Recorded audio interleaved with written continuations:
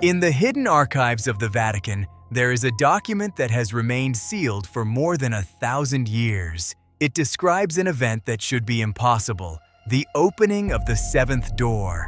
For centuries, these pages were treated as superstition, until the day the signs began to reappear.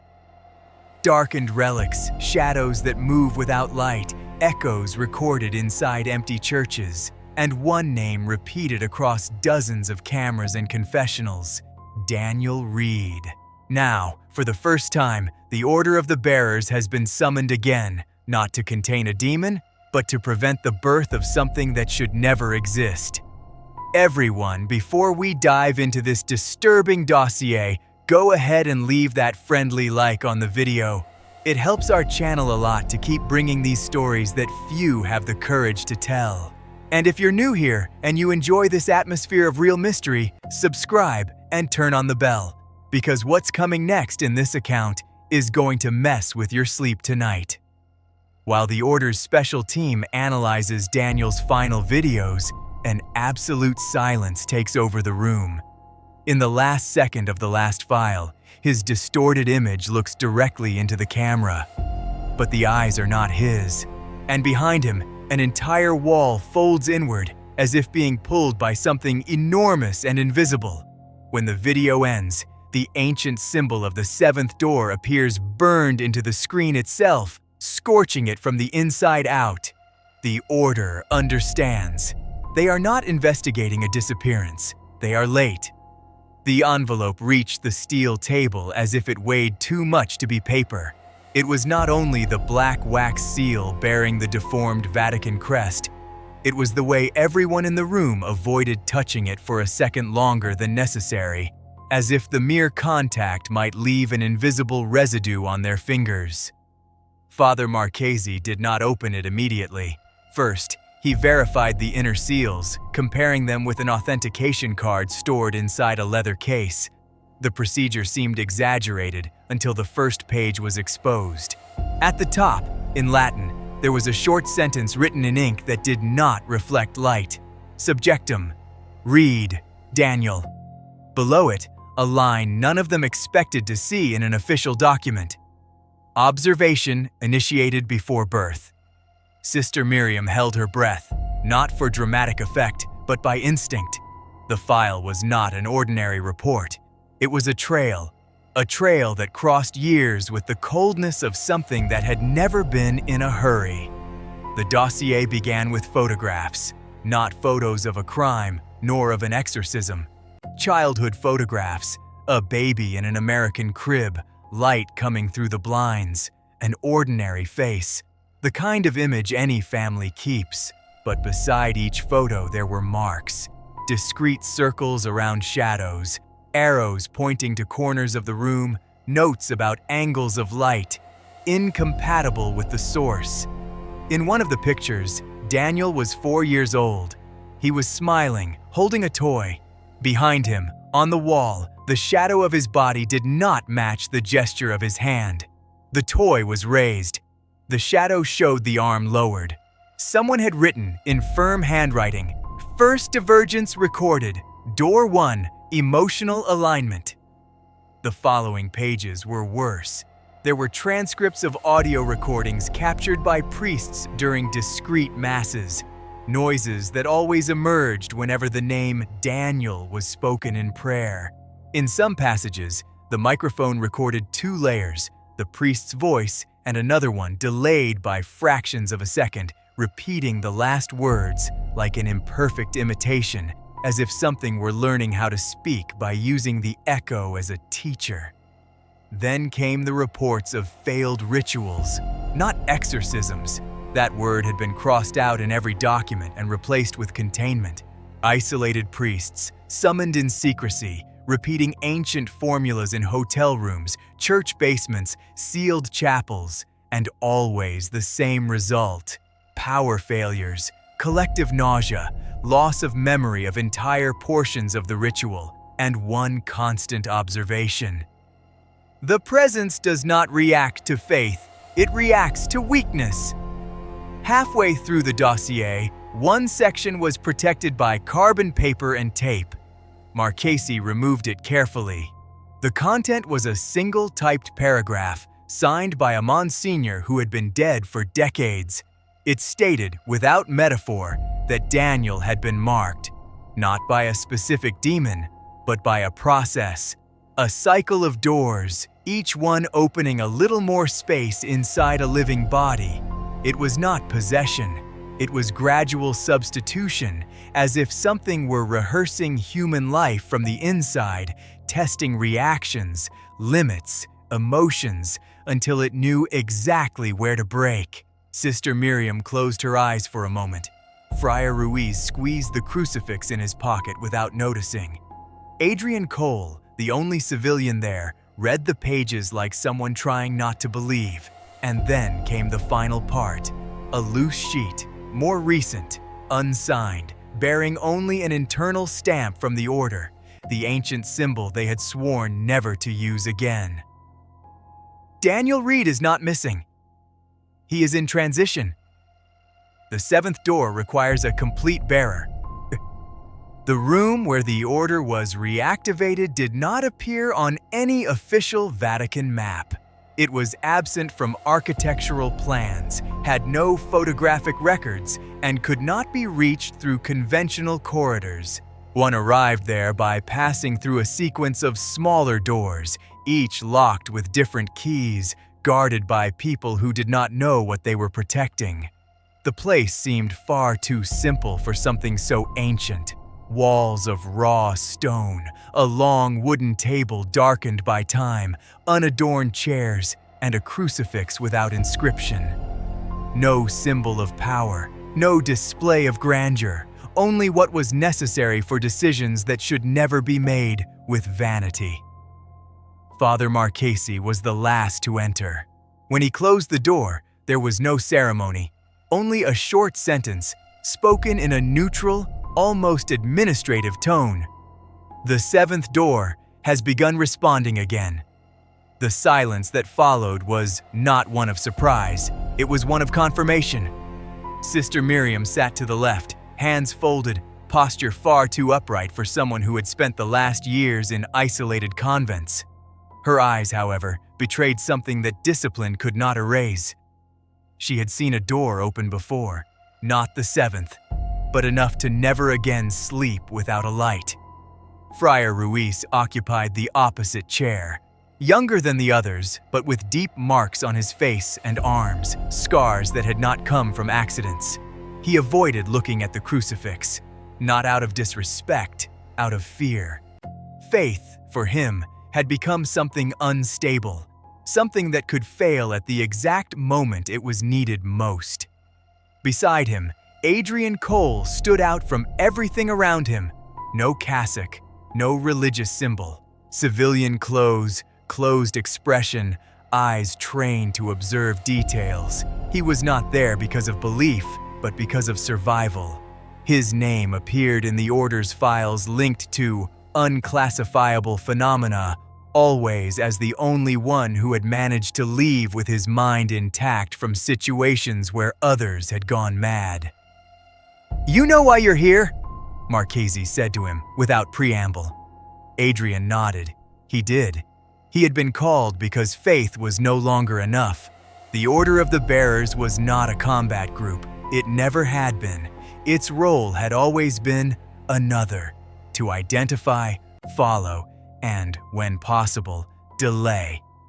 They did not expel entities. They administered transitions. They kept doors half open long enough for the world to go on, believing that nothing was happening. But the seventh door did not follow protocol. The ancient records, read aloud softly by Miriam, confirmed the common fear. The order had been deactivated in the 17th century because there was no known method for containing a seventh opening. The previous ones could be sealed, interrupted, diverted. The seventh could not. It did not close. It only completed. "If Daniel Reed is the bearer," Ruiz murmured, breaking the silence, "then we are not talking about possession." "No," Miriam answered without hesitation. "We are talking about succession." Marchese placed both hands on the table. His face showed no fear, only exhaustion. He already knew what would come next. The order was created to watch doors. Today, we are being called to witness a birth. No one made the sign of the cross. No one prayed, because every one of them understood the same thing at the same moment. The reactivation of the order did not mean hope. It meant the admission that they were already late, and Daniel Reed was no longer merely a case. He was the center of something that was already in motion. The first signs did not appear as catastrophes. They came small, too discreet to become headlines. The order knew how to recognize that pattern. It always began this way. Isolated events recorded by different people in different countries with no apparent connection, except for the discomfort they left behind. The initial report mentioned a rural church in southern Italy. During a morning mass, the priest interrupted the reading when he noticed that the crucifix behind the altar had darkened, not burned, not stained. It had simply been absorbed by its own shadow. Security cameras showed the exact moment. The light remained constant, but the object's shadow stretched on its own, as if trying to escape the wall. 2 days later, in Mexico, a Marian statue began to weep. Not blood, not water, a thick, dark liquid resembling old ink. Chemical analysis revealed no known substance. The detail that made the file cross borders was another. The liquid only ran when no one was looking directly at it, always outside the range of human sight. In France, a chapel closed for decades activated its electrical system on its own during the middle of the night. Liturgical microphones captured voices, not screams, not clear words, but answers, as if someone were repeating phrases that had never been spoken there. When technicians isolated the audio, they noticed that the voices always arose half a second after the silence, an identical delay to the one observed in the records connected to Daniel Reed. The order gathered the data in silence. Miriam was the first to put the pattern into words. "These are not independent manifestations. They are rehearsals." Father Marchesi crossed the reports with ancient files. Centuries earlier, before every attempt at an advanced opening, the same phenomenon had occurred. Reality began imitating itself, like a badly aligned reflection.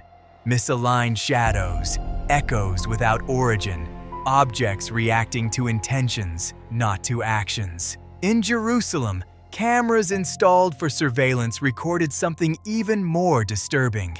During the night, the empty interior of a church showed pews perfectly aligned. In one single frame, only one, all of them were turned toward the altar, as if someone had reorganized the space outside continuous time. In the next frame, everything was back to normal. No sign of intrusion, no movement recorded. Adrian Cole observed the maps projected on the wall when he noticed the final detail. The points were not spreading randomly. They formed an imperfect arc, symbolically converging toward the same ancient theological concept, spiritual birth through the accumulation of presence. "It's not an entity trying to get in," he said. "It's an environment being prepared." Ruiz felt a chill run down his spine. He recognized that sensation, not as fear, but as anticipation. The same one he had felt before events that could not be stopped. Marchesi closed the report with a dry annotation. "When the signs appear simultaneously, the door already exists in an embryonic state." And in all the recent files, there was one troubling coincidence. Names erased, faces distorted, and indirect recurring references to the same individual. Daniel Reed was no longer merely being observed. The world was beginning to answer him. Tracking Daniel Reed did not mean following him through space. It meant accepting that the time around him had become unstable. The records did not form a continuous line, but a set of misaligned fragments, images, coordinates, and testimonies that only made sense when observed as a ritual in progress. The first confirmed point came from a public camera in a deactivated bus terminal. The video showed Daniel walking with regular steps, posture apparently normal. No aggression, no haste. The detail that caught the order's attention was the repetition of a gesture. Every 12 steps, he would slightly tilt his head to the left, always at the same angle, always in the same rhythm. There was no physical reason for the movement, but Marchesi recognized the pattern immediately. "Spatial marking," he murmured, like someone measuring land before construction. Daniel's phone GPS trails appeared corrupted. The device recorded impossible displacements. Circular routes traveled in a straight line, long distances covered in minutes, pauses of hours that did not match surveillance footage. At one specific point, the system indicated that Daniel had remained motionless for nearly 6 hours. Yet 5 different cameras recorded him crossing the same block during that interval. The creature was not lost. It was teaching the body to occupy multiple records at the same time. Testimonies began to emerge as the order advanced.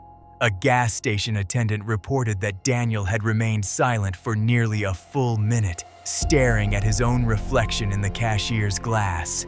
When he finally spoke, the sentence came out low and slow, as if it were being selected. "This one still listens." The man could not explain why he felt fear. Only that, after Daniel left, the reflection in the glass took 1 second too long to follow him. At another point along the trail, a woman stated that Daniel had asked for water. While he drank, his shadow did not follow the movement of the cup. She tried to comment on it. He smiled, a smile too correct, and answered, "The delay is normal." None of the encounters ended in violence. That worried the order even more. The entity did not need to act. It was testing reactions, adjusting the body to human coexistence, calibrating normality. The points on the map began to form a recognizable shape only when viewed from above. It was not a perfect symbol, but a sequence of positions that resembled an ancient diagram used in rituals of spiritual transition. Each of Daniel's stops coincided with places of passage, abandoned entrances, empty corridors, side doors, borders between one space and another. "He's not running," Miriam said. "He's drawing. The last record came from an industrial warehouse." External cameras captured Daniel entering. No image showed him leaving. The GPS lost signal at the exact moment he crossed the threshold, not because of technical failure, because of a complete absence of reference. Marchesi closed the report with a remark that none of them wanted to discuss aloud. The trail ends where the body still enters, but the space no longer recognizes the exit. Daniel Reed wasn't leaving traces by accident. He was preparing the place.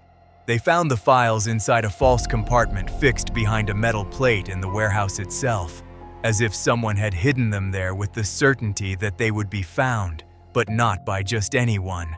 There was no password, no encryption, only an old external hard drive marked with electrical tape and a hand-drawn symbol. 7 vertical strokes, the last one broken in the middle. Adrian Cole was the first to suggest the obvious. "This isn't evidence, it's bait." Marchesi did not disagree. Even so, they connected the device. The reason was simple. If those videos existed, the order was already far too late to choose safety over truth. The folder contained dozens of files, inconsistent dates, some with impossible timestamps, as if recorded in the future, others with no metadata at all, named only with random numbers and letters. But all of them had something in common, the same kind of distortion, the same background noise, the same sensation that the image carried more than light. The first video lasted 12 seconds. Daniel was sitting in a cheap hotel room, yellow lamplight, worn wallpaper. The camera trembled slightly as if it were propped up on a glass. He spoke softly, like someone trying not to be heard, and yet there was another voice answering. The image showed only Daniel. The bed behind him was empty, nothing on the floor, but the audio said otherwise. A deep, rough voice, like a scratch against wet stone, answered with a short sentence. "You shouldn't have come here." Daniel swallowed hard and replied with effort, as if every word had to pass through a barrier inside him. "I don't want this. I don't want to lose my body." The detail Miriam pointed out came next. When Daniel tilted his head to the side in an involuntary attempt to listen better, his shadow on the headboard tilted to the opposite side, as if it were disagreeing. The lamp flickered twice. On the third flicker, the carpet beneath the bed undulated subtly, as if something alive were crawling underneath. Ruiz looked away, not because of visual fear, because of physical reflex. His stomach clenched with sudden nausea, too immediate to be psychological. "Stop," he asked, almost whispering. But the order had ancient rules for this. Never interrupt before the cut point, or you leave the pattern incomplete inside the mind. The second video was worse. 48 seconds. Daniel appeared in a narrow bathroom, stained mirror, breathing fast. In the audio, there was extra breathing. Slow, heavy, rhythmic, as if someone were pressed behind the camera. When Daniel looked at the mirror, the reflection lagged for an instant. It was not a frame failure. It was as if the mirror needed to decide whether it would copy his face. From the third file onward, the effects began. They were not jump scares. They were symptoms. Adrian lost focus for seconds and, when he blinked, had the sensation that he had seen that scene before. Miriam felt pressure in her ear, as if a phrase were about to be whispered, but never arrived. Ruiz began to sweat cold, a fine tremor in his fingers, and his peripheral vision darkened in brief intervals. Marchesi remained calm, but the corner of his mouth tightened almost imperceptibly when the fourth video played. 32 seconds. Daniel sitting in darkness, the camera positioned at a low angle. He did not speak. He only listened. The screen crackled with digital noise, and then, without his lips moving, a sentence appeared in the audio, perfectly articulated, as if it had been recorded in a studio. "You didn't lose. I won."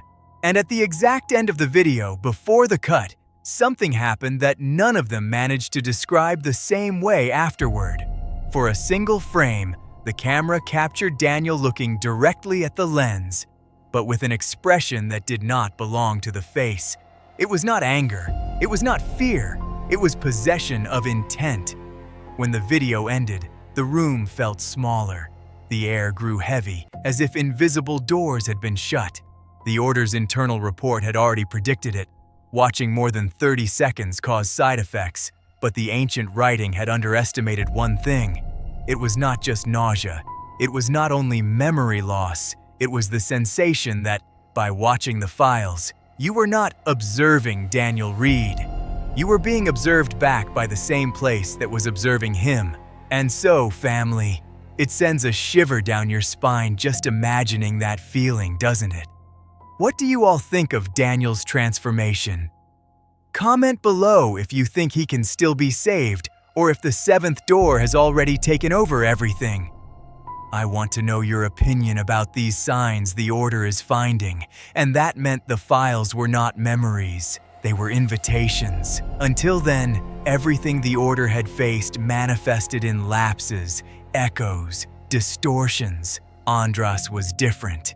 He did not answer cameras, he did not react to rituals, he hunted. The first alert came like many others. 2 pilgrims missing on a secondary route near an abandoned ancient sanctuary. The case would have been ignored by local authorities if not for one specific detail in the initial report.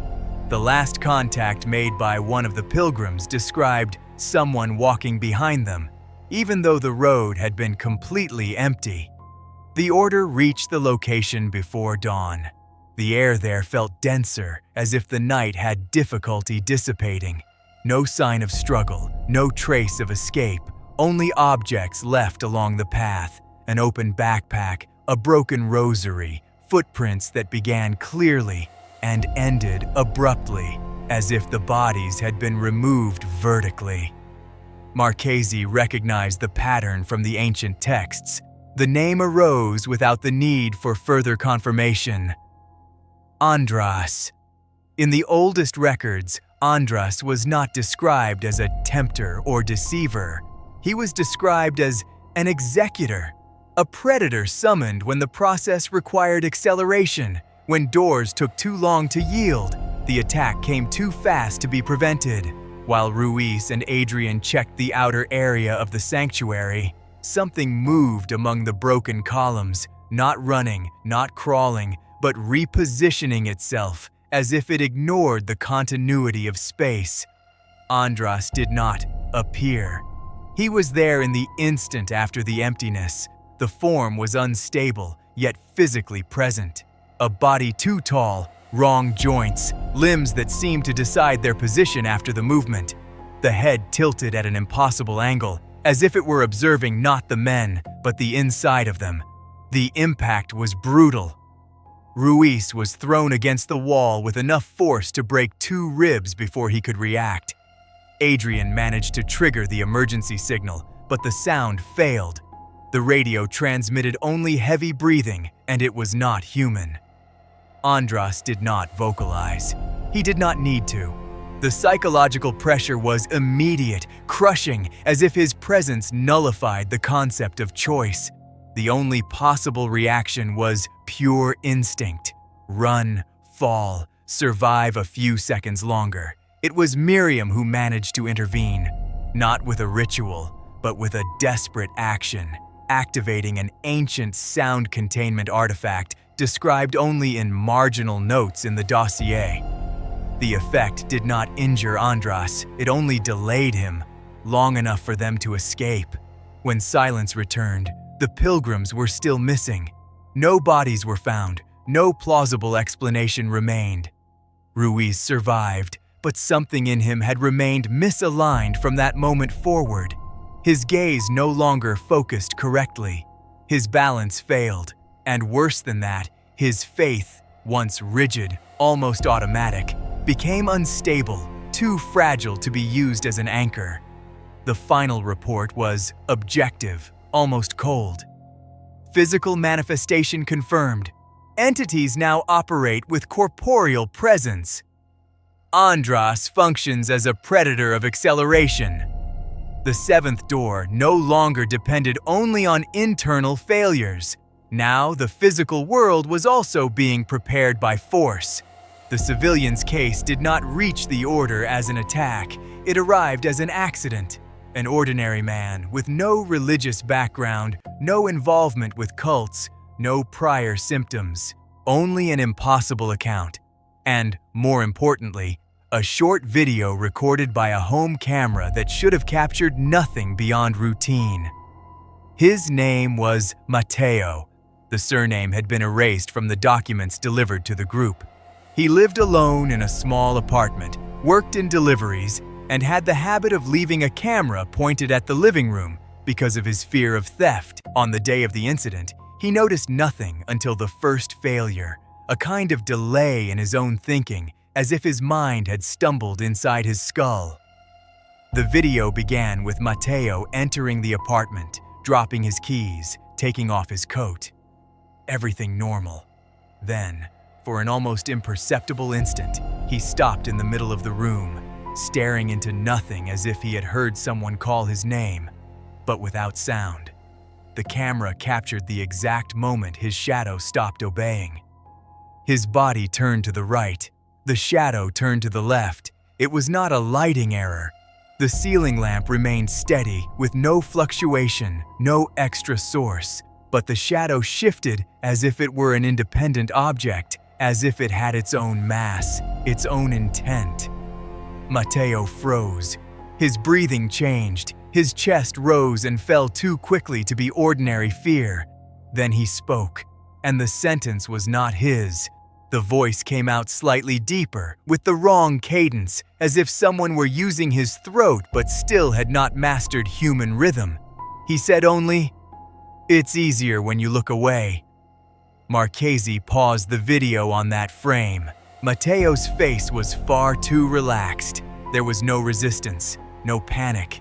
It was as if, for a few seconds, he had been reduced to an empty vessel with functioning muscles. Miriam analyzed the footage frame by frame and pointed out a detail that made Adrian's stomach turn cold. During those minutes, Matteo's eyes did not blink in the normal rhythm. They blinked with delay, as if the natural reflex were being executed by an operator who still lacked full practice. "It's not Andras," Miriam concluded. "This is another function." Ruiz swallowed hard. The memory of the predator still made him tremble inside. But this was different, because there was no violence. There was exchange. That was when Marchesi opened the ancient dossier and read the name. Orobas. In the Order's records, Orobas was not described as a hunter. He was described as a fisher, the entity that did not need to take a body completely. It only had to insert itself for moments, tear the boundary between person and shadow, spirit and muscle, identity and reflection. The real impact was not what happened during the substitution. It was what happened afterward. Matteo returned to normal, but he never trusted himself again. He reported that for hours, he felt as if his decisions came late, that his body began actions before he chose them, that sometimes when he looked at the floor, he saw his own shadow, standing still, as if it were listening to something he could not hear. The Order immediately understood the implication. If Orobas could operate for minutes inside a random civilian, then the boundary between body and spirit was already breaking in layers.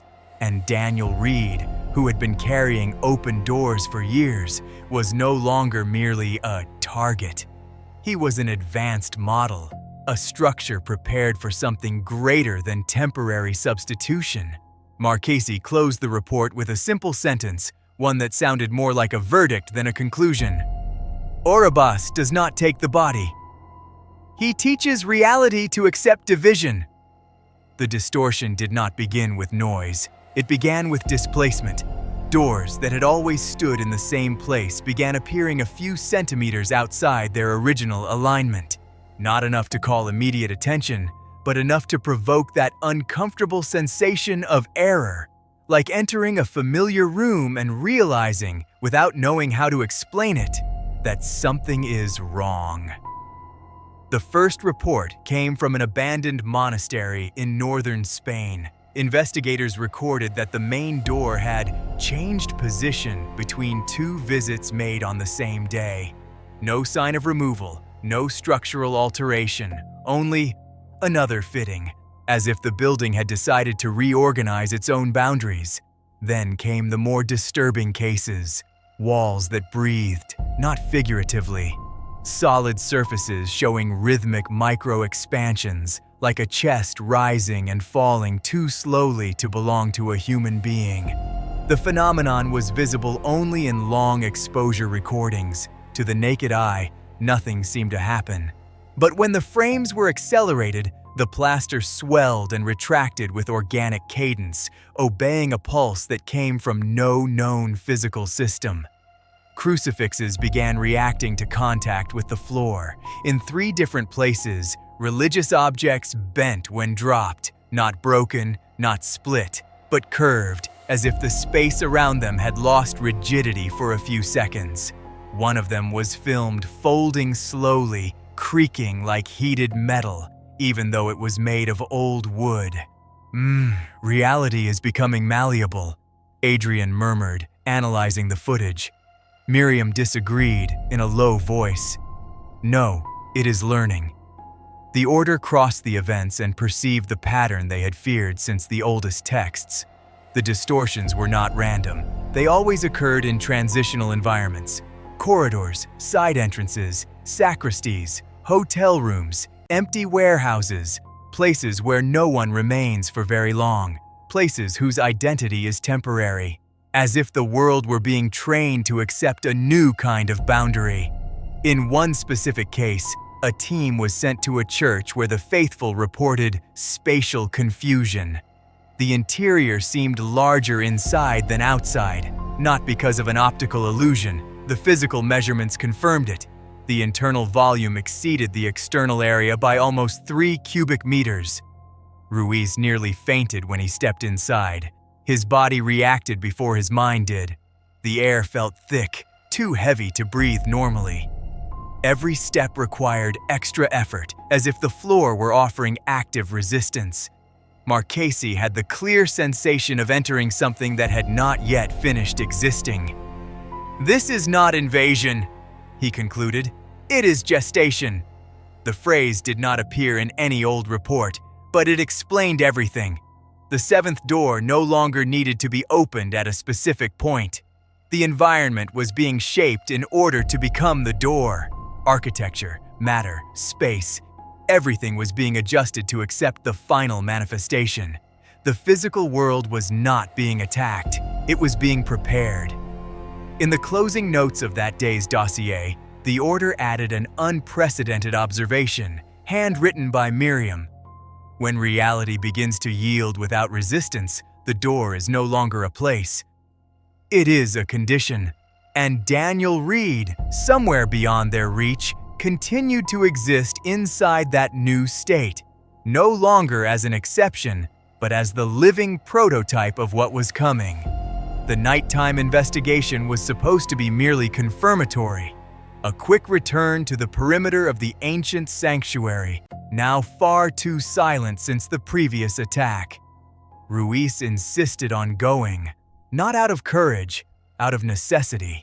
There was something inside him that needed to see it again, as if wounded faith required confrontation in order to continue existing. The mistake was not the decision, it was the hour. The dawn there did not follow an ordinary rhythm. The wind did not change. The insects made no sound. The silence was continuous, dense, almost technical. Ruiz noticed this before the others, but said nothing. Since Andras, he had learned to distrust his own instincts, and that made him more vulnerable than any entity. The attack gave no warning. There was no displacement of air, no projected shadow beforehand. Andras was already near when the group realized it. He did not emerge between the columns. He manifested behind Ruiz in a blind point of space, as if he had waited for the exact instant when the friar's attention fractured. The impact was dry, violent. Ruiz felt the world invert before he touched the ground. Something struck him at the side of the head, and the sound he heard was not bones breaking, but internal pressure, as if his skull had been compressed from within. His vision split into dark bands. His balance vanished. He tried to pray. The words did not come, not because of an external blockage, because of absence. The prayer, which had once risen automatically, found no space inside him. It was as if faith itself had been displaced a few centimeters beyond the reach of conscious thought. Andras did not remain. He did not need to. The predator had already fulfilled its function. Rupture. When Miriam and Adrian finally reached him, Ruiz was still breathing, but his eyes no longer focused correctly. One reacted to light, the other did not. His body trembled in fine, involuntary spasms, and his speech came fragmented, with the wrong words occupying the right places. "He isn't possessed," Marchesi said, examining him quickly. "He has been misaligned."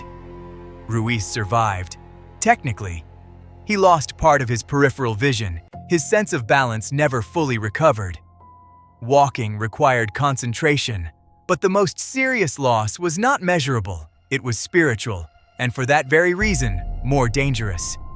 In the following days, Ruiz alternated between moments of absolute lucidity and lapses of extreme distrust.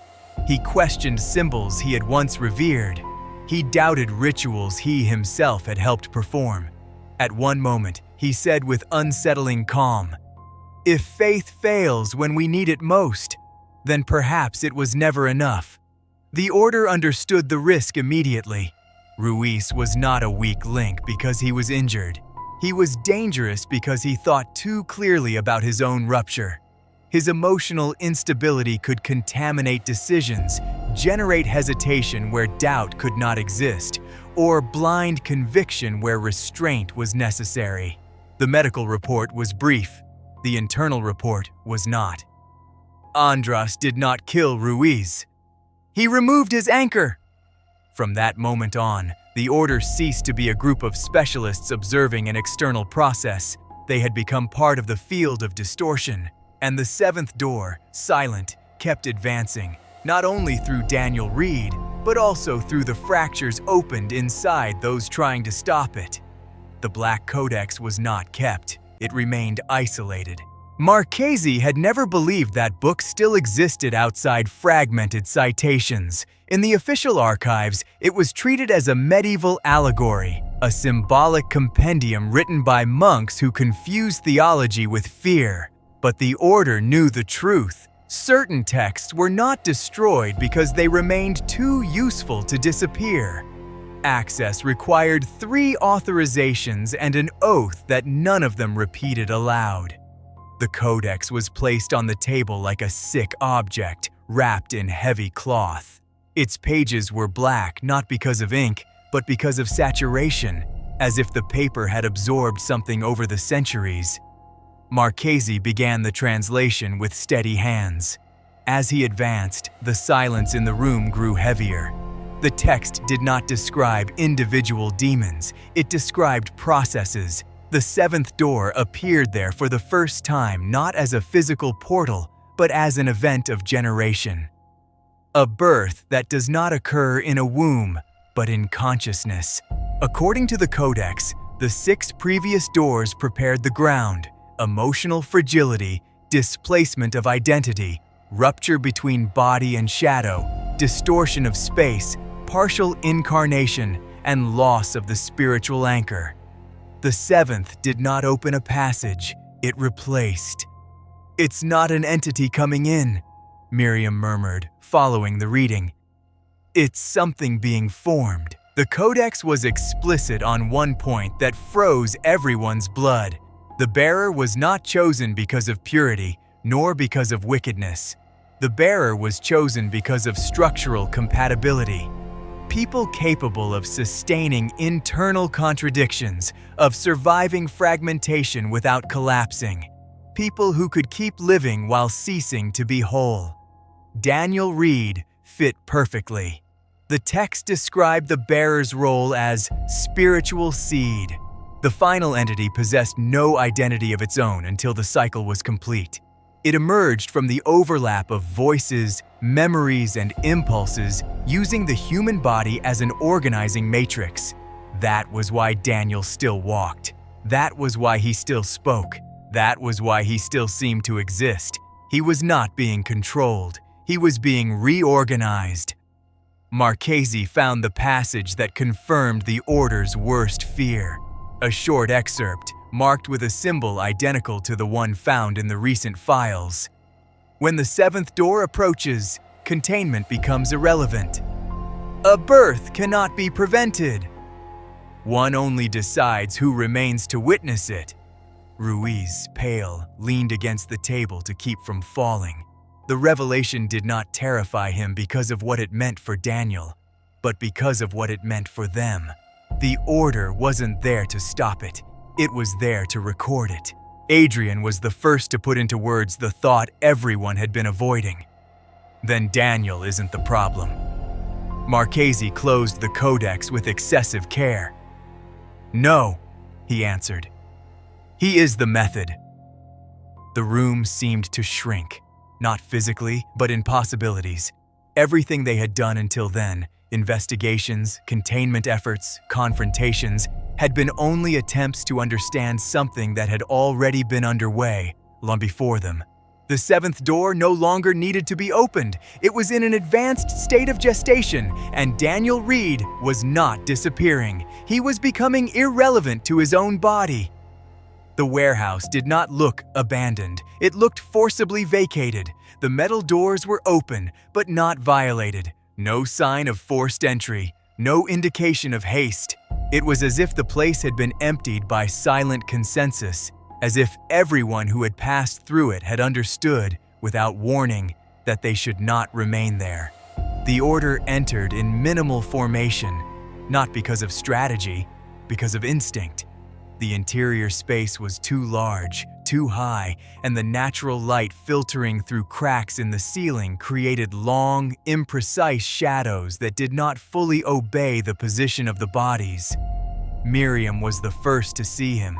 Daniel stood in the center of the warehouse, his back turned, motionless. His posture was relaxed, almost casual, like someone waiting. He did not react to their presence. He did not turn. He was not visibly breathing. "Daniel Reed!" Marchese called, keeping his voice firm. The body answered before the head. Daniel tilted his neck slightly in a gesture far too familiar to be coincidence. The same movement recorded on the cameras, the same angle repeated dozens of times along the trail. When he finally turned around, the face was recognizable, but there was no emotional continuity in it. The eyes focused correctly. The mouth moved with precision, but the expression seemed rehearsed. "You came late," said Daniel. The voice was his, and it was not. There was a second sound layer, subtle, nearly imperceptible, speaking at the same time with a slightly different intonation, like two recordings overlaid, perfectly synchronized, but coming from distinct sources. Ruiz felt his stomach tighten. His vision failed for a second. Daniel's shadow on the floor did not correspond to his body's position. While he remained upright, the shadow seemed bent forward, as if trying to detach itself. "Daniel," Miriam tried carefully, "you know who we are." The smile that appeared was small, controlled. There was no irony in it, only recognition. "I know what you are," the double voice replied, "and what you are not anymore." Then the shadow split. It was not a violent tear, it was a slide. A second projection detached itself from the first, flowing across the floor like dark ink, keeping a humanoid shape but with no defined features. Two outlines, one body, one reflection that did not obey. Adrian stepped back instinctively. The radio failed at the same instant. Ambient sound disappeared, replaced by a low, constant pressure, like the beginning of an earthquake that never arrives. "The door is learning," said Daniel. "And I'm almost done." Marchese tried to move one step forward. The floor gave way beneath his weight, not physically, but in perception.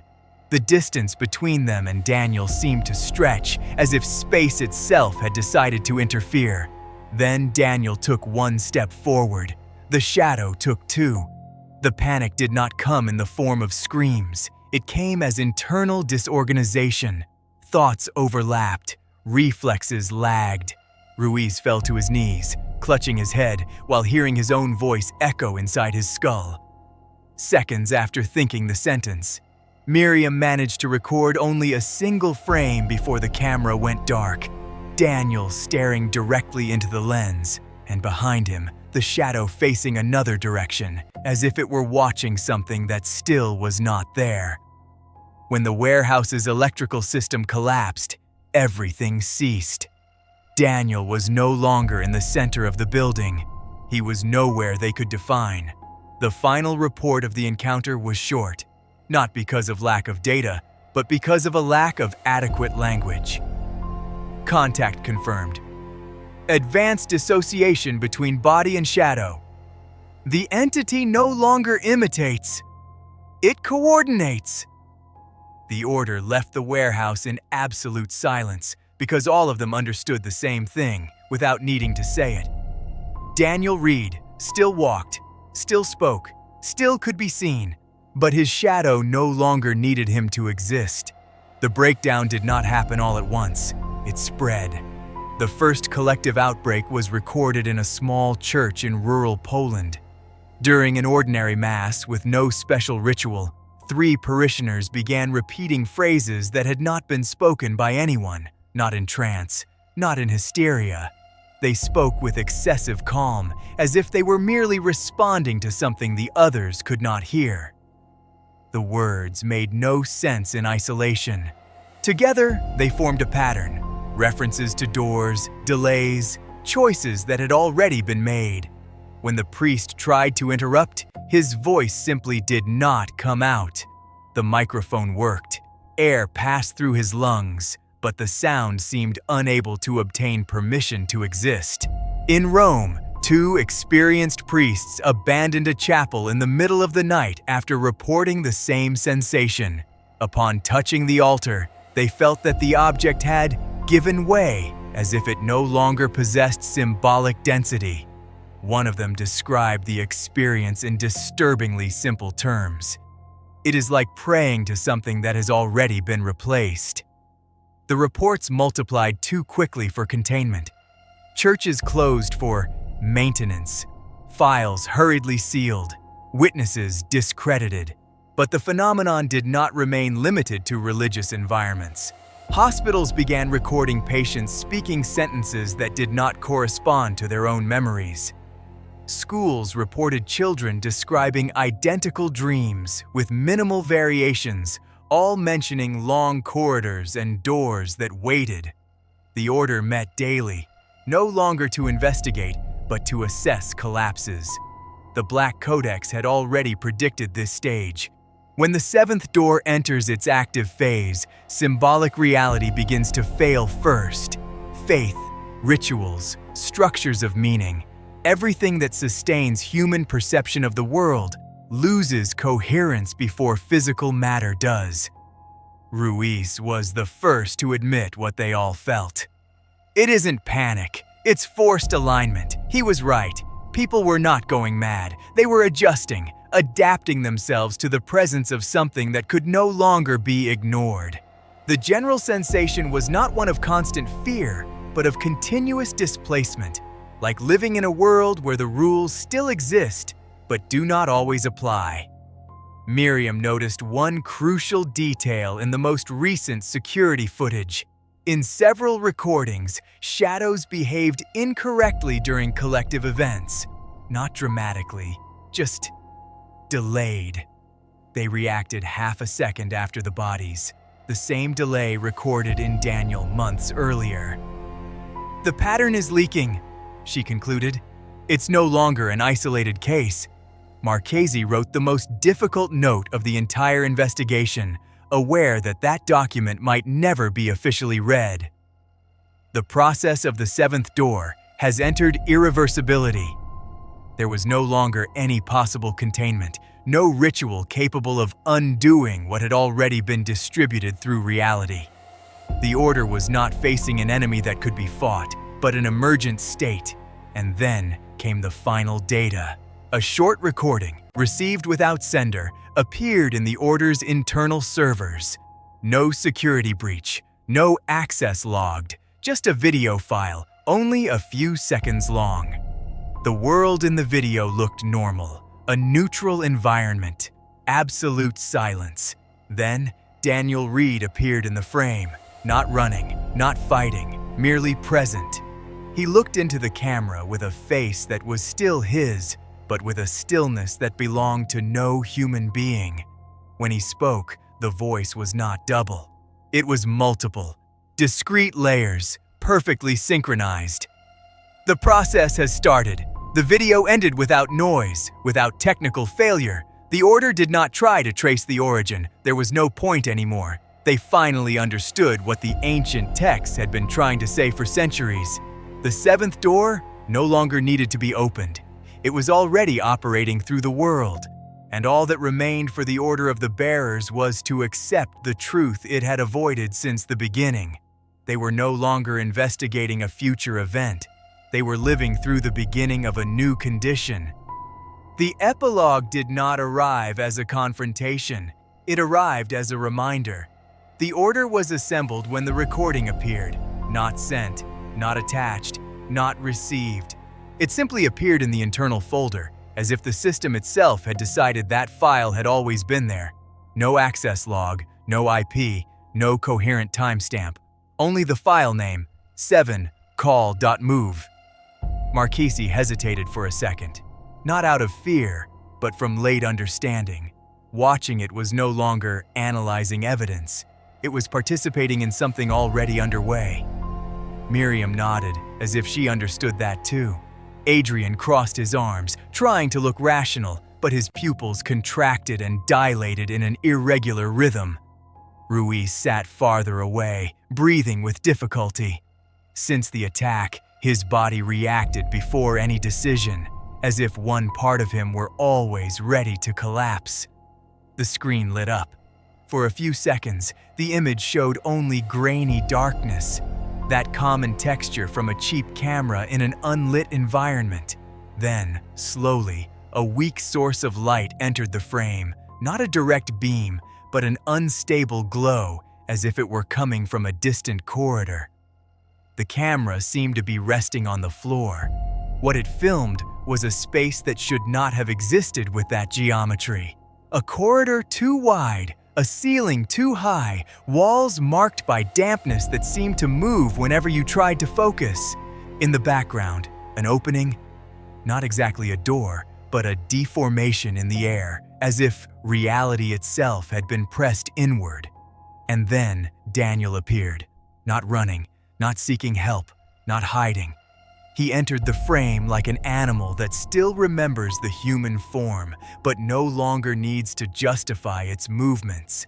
Too thin, clothes dirty, posture irregular, and yet there was control in him. A cold, technical control, not an emotional one. He stopped in front of the camera. He slowly crouched until he was close to the lens. His face was there, with no apparent distortion, and that was the most disturbing part, because it looked far too normal for that context, but his eyes were not the eyes of someone asking for help, and the shadow behind him was in no hurry to follow him. It stretched across the floor with delay, as if it were thinking before copying. When Daniel tilted his head, the shadow remained straight for an instant, and then tilted in another direction, as if responding to a different question. The audio began with a low noise, similar to breathing captured inside a wet microphone. Then Daniel's voice emerged, and beneath it, almost imperceptible layers of other voices sustained the same sentence, like an emotionless choir. He said, with absolute simplicity, "The door is already opening." At that exact moment, the glow in the corridor behind him flickered. The opening in the air seemed to fold inward for a second, as if something enormous had pulled reality from the other side. The camera trembled without being touched. The sound cracked, and then, without warning, the screen fragmented into vertical lines, as if the video had been cut from the inside. For one single frame, a symbol appeared, burned into the image. 7 vertical strokes, the last one broken. The camera exploded, not in fire, not in physical shards. The file simply ended with a dry burst of noise and total blackout, as if the recording had been erased by the very act of existing. The order's room remained silent for too long. None of them moved, because the epilogue was not a threat, nor a warning. It was a fact. Daniel Reed was still there. Somehow, but whatever was speaking through him no longer needed to hide. The 7th door was no longer possibility. It was a process in execution, and the Order of the Bearers, for the first time since its creation, understood the sentence that appeared at the end of the oldest documents, not as metaphor, but as instruction. They were no longer trying to stop it. They were being called to watch. What a terrifying journey, right, my friends? Daniel Reed's story shows us that certain doors, once opened, change the world forever. But what about you? What did you think of this ending? Can you imagine what happens after the 7th door becomes a condition? Comment below, because I read every single one of your comments and I love this exchange we have here. And while you're at it, tell me, where are you watching this video from? What country, state, and city are you in? It's really amazing to see how far channel name is reaching. On top of that, if you know any real horror story, Any account you think would make an incredible video here on the channel, leave your suggestion in the comments too. Remember that every video here is unique, edited with great care so that you feel exactly this atmosphere of the account. Don't leave just yet. There are other videos here on the channel that will leave you breathless, so go check out our playlist. Thank you for everything, family. Until the next account.